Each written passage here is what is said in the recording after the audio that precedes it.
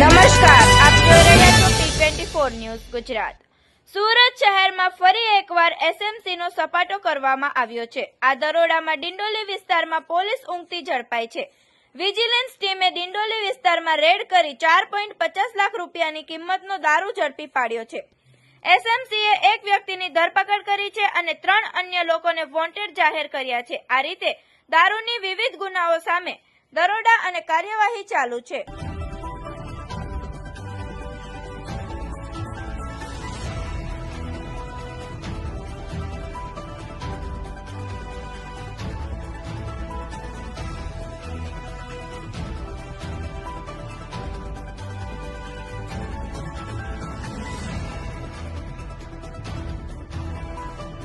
આવા અવનવા સમાચાર જોવા માટે જોતા રહો P24 ન્યૂઝ ગુજરાત।